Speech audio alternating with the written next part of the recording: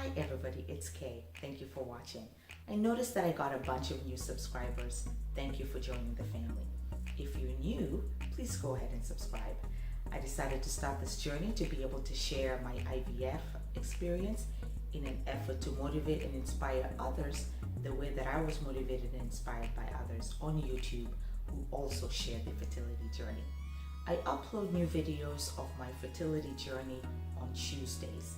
So please make sure that you have the notification bar so you can be able to see, I like to call it my IVF raw experience, where I just took my phone camera and just led you on this journey every single step of the way. So hopefully it will be a source of inspiration. Every once in a while, I do take time to pause and read the questions that I get asked.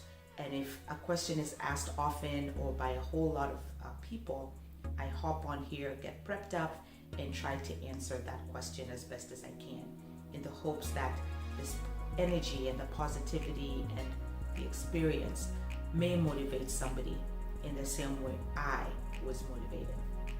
Today, I'm going to address a question that I get asked by folks who found my channel, but they're new to IVF.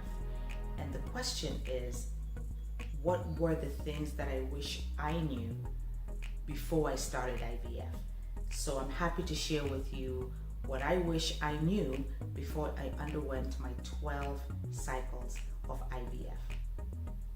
The first thing that was really helpful for me in my journey, particularly because for my diagnosis, it required multiple cycles of IVF and took a really, really long time, was deciding ahead of time your pathway to baby. That will help you financially because you will be able to then see, okay, this is my pathway to baby, or I'm going to stop with this part.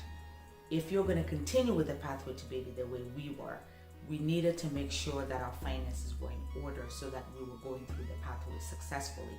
So we needed to make sure if our genetic egg didn't work, and because we were open to donor if that did not work, that we had enough money for that.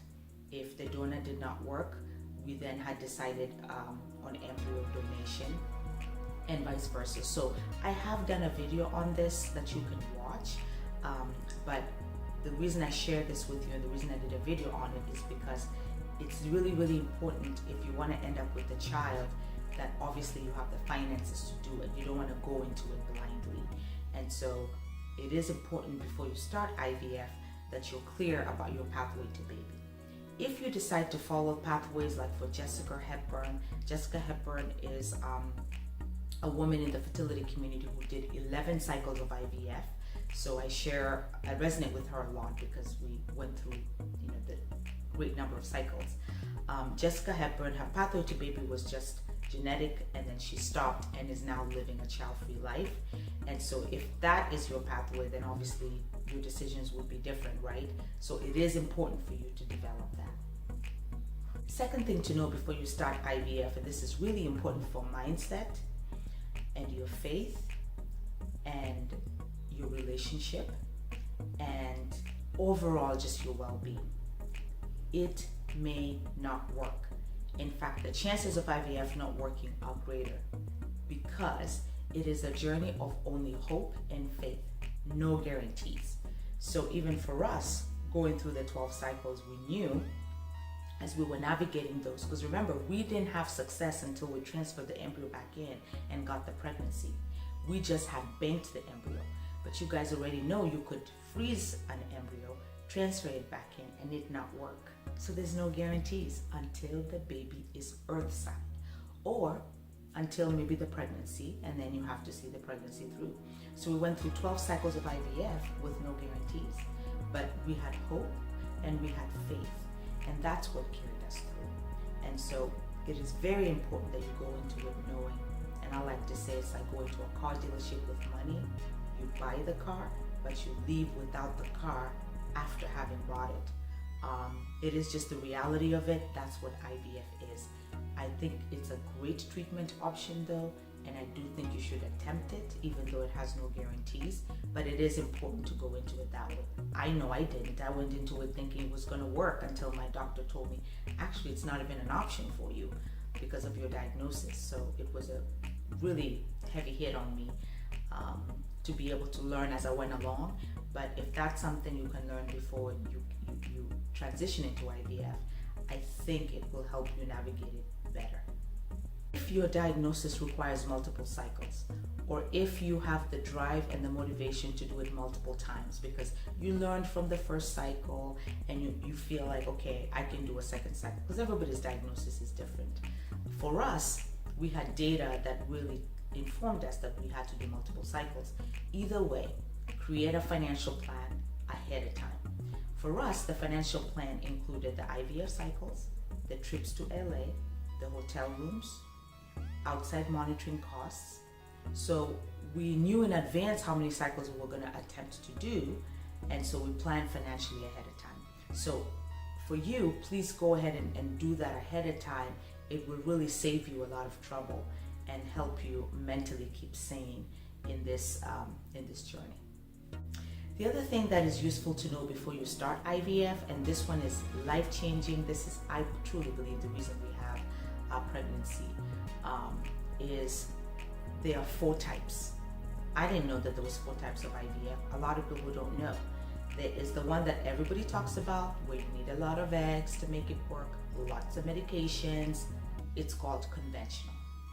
Then there is mini IVF, which is the one I did, which is less drugs, way less drugs, because it's engineered for poor responders, people who can't even produce the 3 eggs. It's designed to give every embryo a chance, and that's mini IVF. And like I mentioned to you, there's 3 doctors that do it: Dr. Zhang in New York, Frank Healing in LA, my doctor, my miracle doctor, and Saul Silber in Missouri. And then there is another type of IVF called ultra mini IVF. So you are taking some medications, but less than mini IVF. And then there's a 4th type of IVF, and it is called natural cycle IVF, where you take no medications. You just go through IVF to get the baby. Usually the type of infertility that do natural IVF for those individuals who have like blocked fallopian tubes, folks in the LGBTQIA community, like you're not going through infertility necessarily, but it is your pathway to baby to go through IVF. They go through natural cycle. I even heard some physicians and doctors who can't take time away from work, who are going through a type of diagnosis where they could do natural cycle, do it because it avoids OHSS, which is that condition where you get hyperstimulated. And that often happens with a conventional IVF, and it's really, really dangerous. I'm sure you've heard about it on YouTube. But being informed about the types of IVF will help inform you which one is the right one for you. And so really important, and for us it was obviously what led to our success. The other tip for you to know before you start IVF is you're going to go through failures, but it's how you view them. You could view your cycles as failures, or you could view them as lessons learned or an experience that has been gained in order to help inform you about your body and the next steps. IVF is a spiritual journey because it's about hope and it's about faith. If you are a person who believes in religion, you will pray to God more often, and God will walk you through that journey. If you are a person who believes in the law of attraction, positivity, and good vibes and mindset, the experience will be the same for you. Your body is not going to fail you.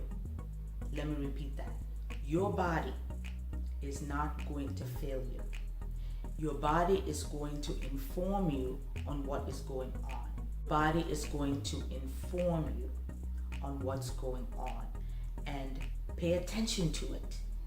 I learned this from Oprah Winfrey as a life coach when I was looking for life coach motivational speeches going through IVF. And she said, when you're going through a really difficult situation, you want to stop and pause and say, what is it exactly here to teach me? And if you use that mentality, then you will learn from it and you'll be able to move forward with it. And like I say, the spirituality piece of IVF, it's absolutely critical because there was an Oprah Winfrey show I watched with a coach, a life coach, who had talked about people going through fertility issues who had participated in prayer and had been successful. And I'll put a link to that video that Oprah Winfrey did. But it was really powerful in enabling me to continue my spiritual journey of faith through IVF. Again, it's not a guarantee, obviously, but mindset, how you approach this journey, how you start it, is really going to be fundamental in how you navigate it and also how you complete it. Final tip I will share is please take time to understand your diagnosis and conduct research on it. It was a life changer for us to do this when we did it later, obviously, not at the beginning, but I know if I had done this at the beginning, it would have saved me a lot of heartache, because people tend to compare journeys. What did you do, so that they could emulate it instead of use it as a source of inspiration. Your diagnosis is the key to finding out how IVF will work.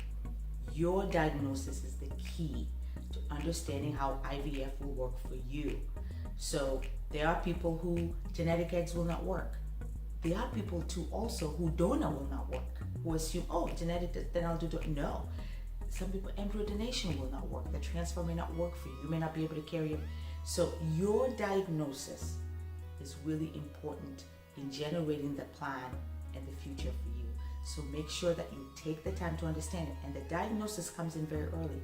I remember I did all the HSGs, where they check your tubes to make sure everything is fine.